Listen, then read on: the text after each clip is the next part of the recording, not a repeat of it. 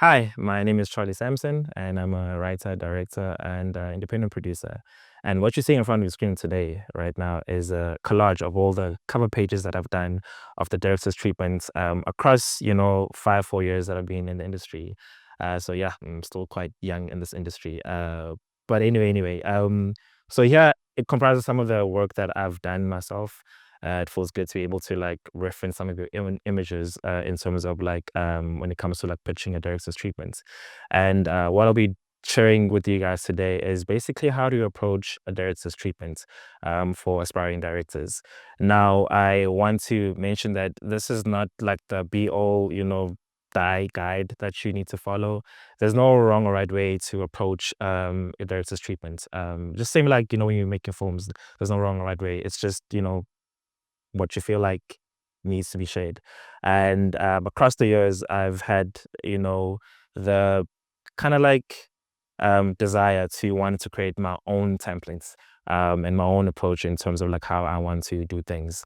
So yeah, welcome. And this is my masterclass. Now, kicking off, what is a director's treatment? So, a director's treatment, by definition, is a multi page document written in prose that outlines the director's creative vision and approach for a film or TV project, serving as a blueprint, for productions and helping to communicate the ideas to production, stakeholders, and clients. But to put it in simple terms, a director's treatment is just a visual Bible that a director uses to articulate their vision of how they plan on bringing a story to life to the T. And yeah, let's get into my background with treatments. So I come from a acting background. I had always had a burning desire of being writer, director, but I couldn't study film because my police dad couldn't afford film fees. He also didn't quite believe in me, which is what most parents do when it comes to film and television. But that's a story for another day. So when I was still doing, my acting degree at City Varsity, I became friends with this guy who was doing film. His name was Mamelo. And during the course of, our study, he started working in commercials, in the commercial industry. And he knew I wanted to be a director. So then what he would do is he would actually like steal treatments for me that I could like use to like study. Now in the commercial industry, the researchers actually put together the treatments. It's not really the directors. And some of the treatments that he stole from me were from, great directors like Tabang Moleya, the late greats Tebogo Mahlatsi, Paul Ramema, and I think I might have gotten one from by Tebogo Malope as well. And I like any other great artist, the first steps that you do to learn is obviously to like steal and emulate, of which is exactly what I did. And right now, you're seeing just my first attempt at making a director's treatment. This was like cover pages. The streets, art corner Sundays. Yeah, didn't look good at all. I really sucked. But I was determined and I just wanted to learn. So as the years go by, I would, because I wasn't directing or doing anything, so what I would do is I would like write scripts just so that I could like do treatments for them. And one of them was Fring which was actually a project that I pitched to Zanzi Magic during my multi-choice talent factory days. And Fring is basically a story about two teenage high school lovers whose lives are about to change because they passed matric with like flying colors. But a sudden turn, dramatic happens in the story when the boyfriend is falsely accused of murder and is arrested. Now his girlfriend, who wanted to study sports sciences, changes her career to study criminal law so that she can help free her boyfriend from prison. So essentially that's what the story was about. And my first approach to putting the cover page was basically having, two people who love each other. It's kind of like cheesy and corny. But pushing it like all the way to 2023 because I still haven't like made the story. I kind of like found a stole that I think spoke more to the character of Nongo, who spends the time obviously going to prison seeing a boyfriend. So basically, the cover page was to capture that emotion, and essentially that is kind of like how you start approaching treatments where you don't just select some cover pages for the sake that it looks good, but it also just needs to tell the story about, just kind of like give an idea of what the story is about. And then I started getting a little bit better and better, Gin Connors and Fuck Ups. Please excuse my tone. That is actually the title of the short form. Um, and the first cover page I had was just like beer bottles, well, gin bottles, all around the cover page. And then 2022, when I revisited, I started putting still grabs of moments of what happens in the film. So there's like clubbing, there's like drinking, there's like love making in the bathrooms, sex, all of that. Kind of like to give my clients an idea of what they so yeah, basically that is my background with treatments. And but you guys are not really here for that, that boring stuff. You guys are here to see how do I make my treatments. So let's cook the treatment, shall we? So my treatments, well, also other treatments as well. So include of a cover page, a premise, quotes was something that I quite personally added myself. Your approach and direction, approach and performance, also a great time for you to introduce your cast. Approach and visuals, world of story, you can also introduce the locations in this segments. Cinematic style, color, art direction, wardrobe score, references, and your closing cover page. What I'm going to take you guys through is a director's treatment that we did called This Is Not a Love Story, which is a short independent film by myself and my creative soulmate, Mazi Molema. This is an independent short film that we still haven't quite shot yet. And basic radius from the cover page. What I'm trying to do is, the purpose of my approach and treatments is to obviously, I want to like make people feel. So even from the images that I select, I'm trying to like make you feel something. So yeah, with this cover page, This Is Not a Love Story, you've got this girl that looks like quite sad and like depressed, and already kind of like target your heartstrings. And then you move on to the premise, which is kind of like telling your clients or your producers of what this story is about. Just kind of like a quick recap. If they knew what the story is about, kind of like do a quick recap, or if they don't know, then you kind of like speak briefly about it, but not too long. It's probably best to try like find a one sentence or maybe just like a short paragraph to describe what the story is. And so the premise for our story was, what if what looks like a marriage proposal is actually a hostage situation? And before you go even deeper into that, you hit them with the trailer. Now, the purpose of playing a trailer is you want to kind of like tell them already from the onset of what this film is going to feel like, or your project is going to feel like. Buying again into the emotions. So for us, the story that we were kind of like referencing, that kind of like tells the tone of what we were trying to do was Malcolm and Marie, which is a film by Sam Livingston. And the film was a two-hander. Also, our story was a two-hander. So this felt like the perfect reference to use to tell, the stakeholders or the clients of what this film is going to be about. Here you have is something that we've quite added, which is like quotes. So now quotes are it's actually dialogue that's extracted from the script that you throw in there. The purpose of this for us was to, again, kind of like further buy into the emotions, telling them the tone of like what the dialogue is going to be like, feeling like, the tone of it, the emotions of it, how raw and like gruesome it is. And some of the dialogue that we extracted here was, it's 23174 Masala's Farm Road. Please come find me. I need your help. Please, he won't let me go. Another one was, I can't believe we're getting married. We're going to be together forever. And then another last one was, there's a difference between the love you choose and the love that chooses you. It's crazy. It's beautiful. It's a privilege. So all of, again, these things are tie into the title of the film and also the premise of, what the story is. And then after that, then you kind of like kickstart the actual presentation, which is your approach and direction. So your approach and direction is basically you speak about in terms of like how you plan on approaching this film. So this kind of like covers all departments, stylistically, editing wise, performance, all of that. But you're not going into deep detail on it. You're just kind of like giving like an overview of what it's gonna like feel like, and then you'll touch on certain key aspects that you feel like are important for your producers or your clients to know. So with This Is Not a Love Story, we believe that story is about the gift of discovery.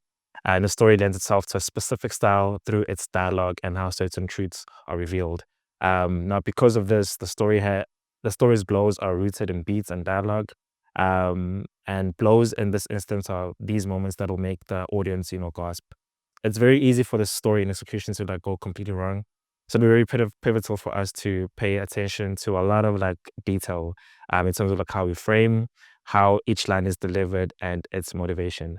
Um, so you just speak briefly about your film. So with our story, it's like a heavily um kind of like dialogue driven narrative. Now with films like that, which are like too much talking heads, which a lot of South Africans don't like, it's very important that you have an idea in terms of like how you plan on covering each and every single piece of dialogue to kind of like make it feel refreshing and new every time, so they're not bored by the story a lot of the times, you know. So essentially, your approach and direction is you kind of like giving like a detailed but not too detailed overview of what the story is, how it's going to be executed. And then also what you can do is if you have test footage that you've done, is you play it for them. So that they really like know how you plan on executing it, or and if that you are capable or not capable of like doing it.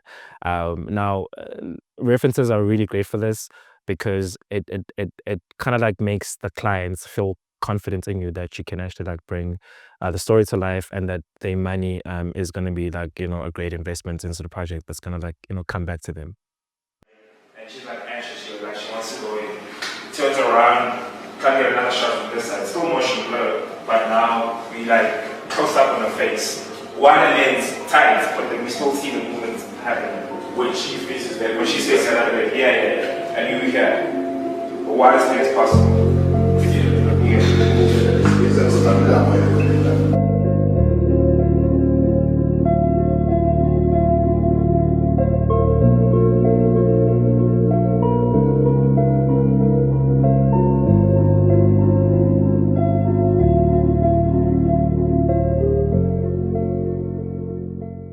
This was during a recce that we were doing for Chef Nosi, and basically I was kind of like explaining in terms of like how this key moment is like, because it was a key moment important in the film.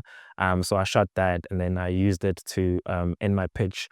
And by the time I got to set, and I said to channel that, yo, I don't think I'm gonna have time to shoot this, because they'd seen the test footage. They like made sure that no, we'd rather drop that, but really please get that.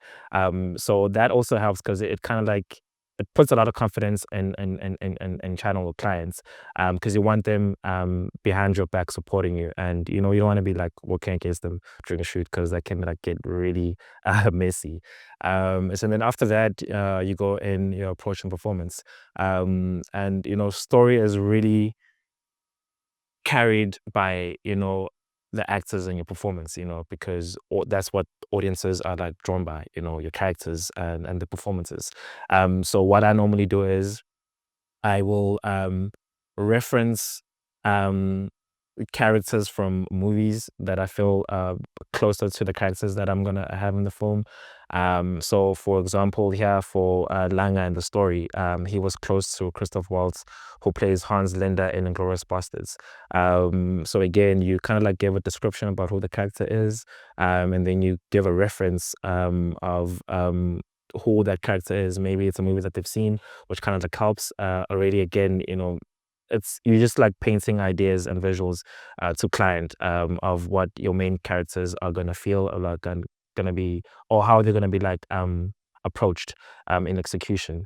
And then also a great time for you to introduce your cast as well, and motivate why you feel like Palance Jaja is great for this character, and what he's going to like bring to the table. You just kind of like motivate why you're choosing these certain people, and how they're going to like help elevate your film and your story. And then after that, we go into approach and visuals. Now, so for This Is Not a Love Story, our approach for the narrative was kind of like a retro feel. and its colors with the combination of neutral colors such as your yellow, browns, creams, blues, slate green, and teal with a touch of like faded oranges.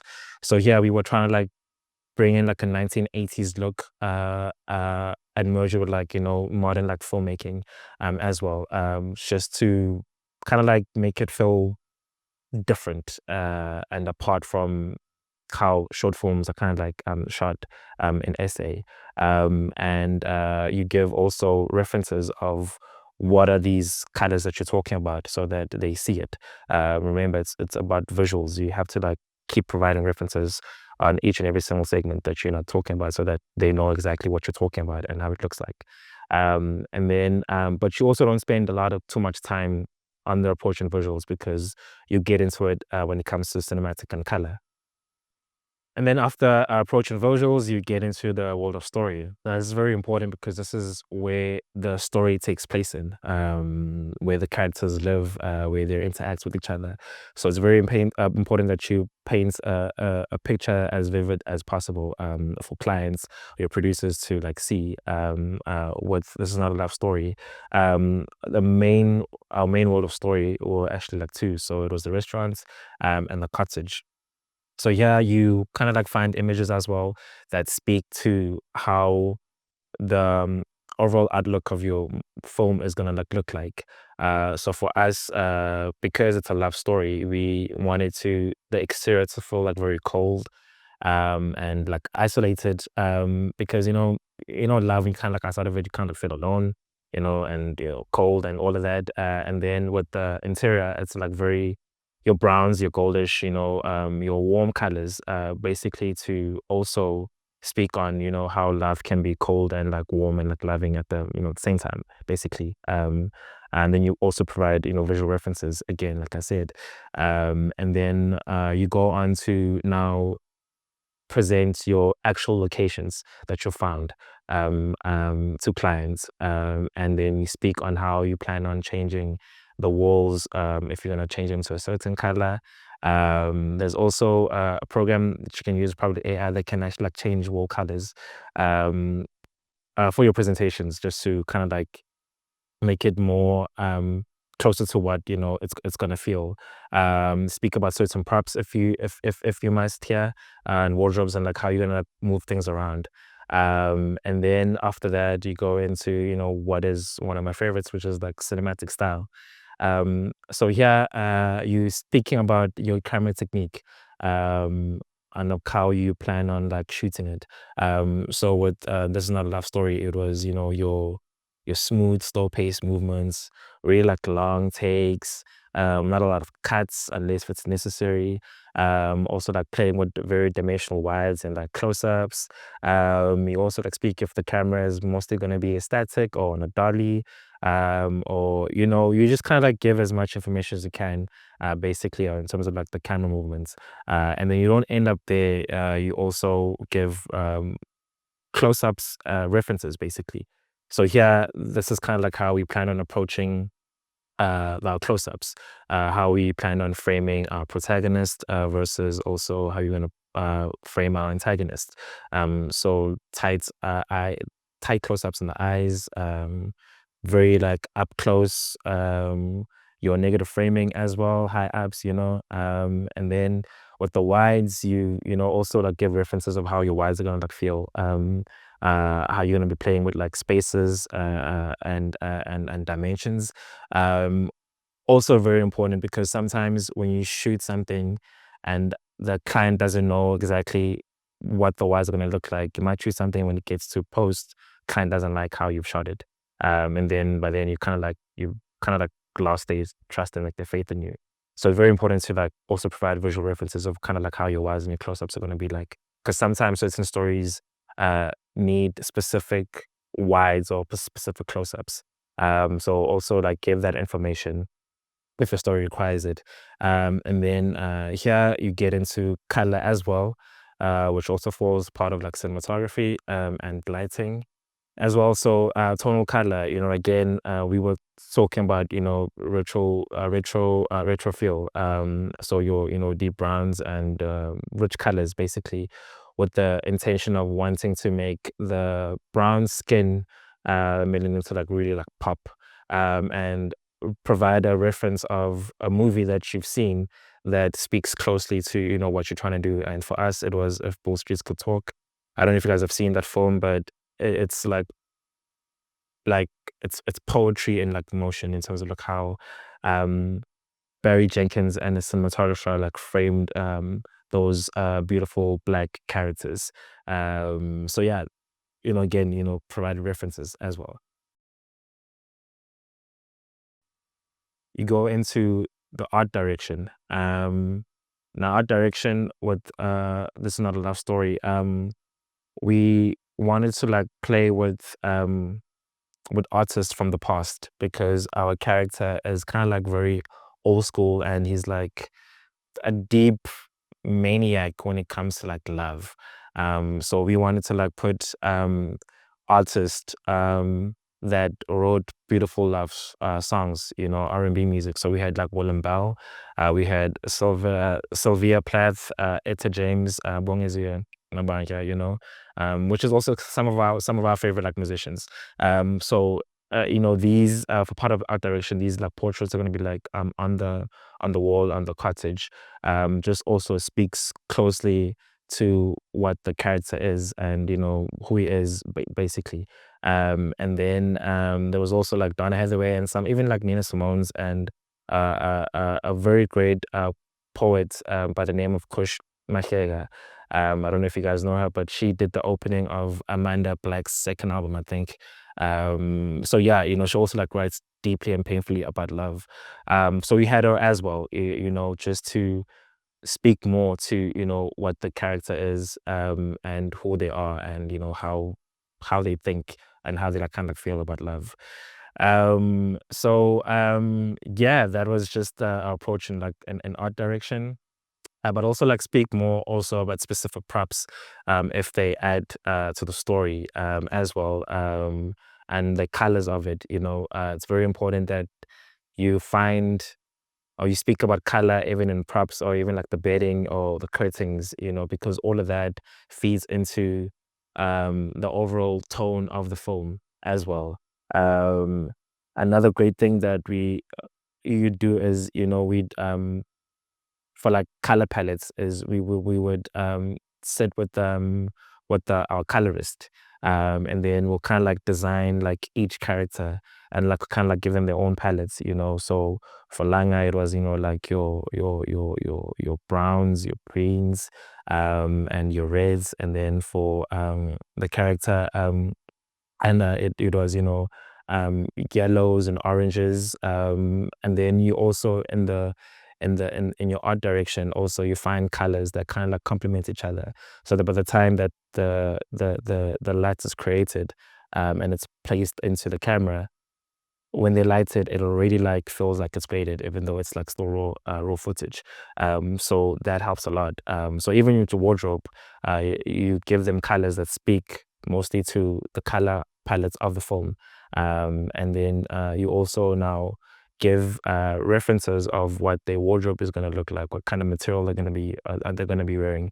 Is it jeans, is it cotton, is it silk, you know, because all of those things also like say something about those characters. The female characters, they wear skirts or dresses or pants, you know, all of that. And then what colors, what patterns are there, what shapes are there, you know. You just get into detail as much as like as possible, and you provide references for that as well. And then you move on to score, you know. So with score, basically you try to like describe the feeling of what, you know, the music or the score is gonna like make the audience feel. And you don't have to like know how to like make music, but I always say that, you know, directors especially, you don't have to like know everything, as long as you can articulate yourself on how you want the score to feel like, or the world to like feel like, then, you know, the aspects that you've hired are gonna like execute it for you.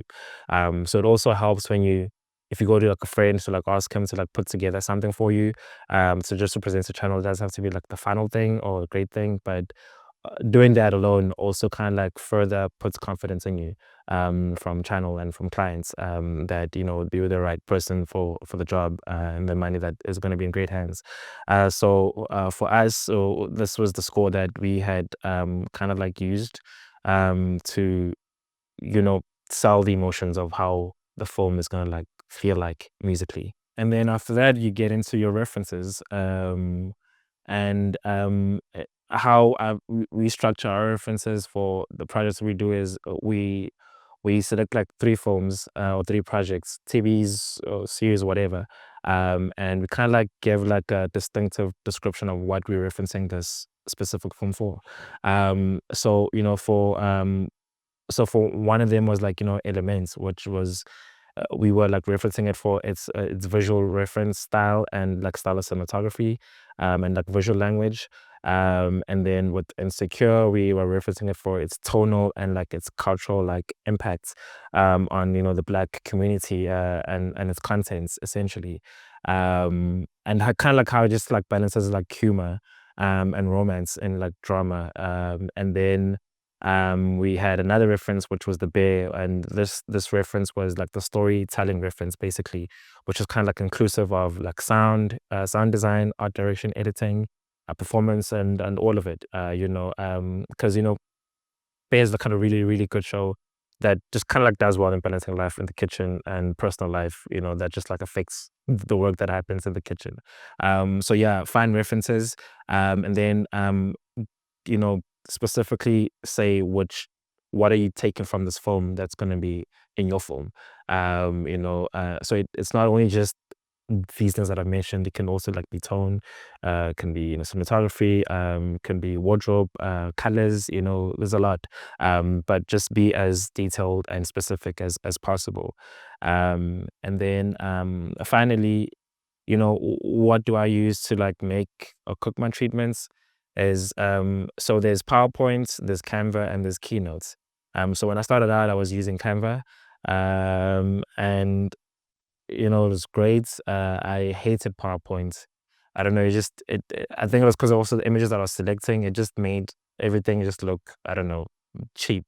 And then I wanted to use like Keynote so badly because the treatments that I was getting were all done on like Mac. So in my stupid little head, I thought, oh, if you got a Mac, then your treatment's gonna look dope. But I tell you that now, it doesn't matter what software you're using, as long as you find like great images, and you know exactly what you want your treatment to feel like, you can cook up a great treatments with any of like these softwares, Keynote, Canva, PowerPoint. You can do it with either or. I just use Keynote now because I just use Keynote. And then where do I get my images from? When I started out, I was using images from like Google, just like Google stuff, and then I like take it. Uh, it's really, don't do that, please. There's actually a free website called Film Grab where you can get a high quality images for free. It's Film Grab. It's for free. You can just like search it. Link is up here, and then there's also like Frameset, which also this now does just not include films, but it also includes like commercials and music videos, screen grabs, to like use. And then the Shot Deck, which is what I use. So for this one, you pay a subscription fee every month, and then here Shot Deck. What's great about it is that it's kind of like multi-layered. Like any form that you can think of, you're probably gonna find there. And then it also kind of like breaks it down in terms of like, do you just want to like see Black people? Do you want to see some women? Want to see white people?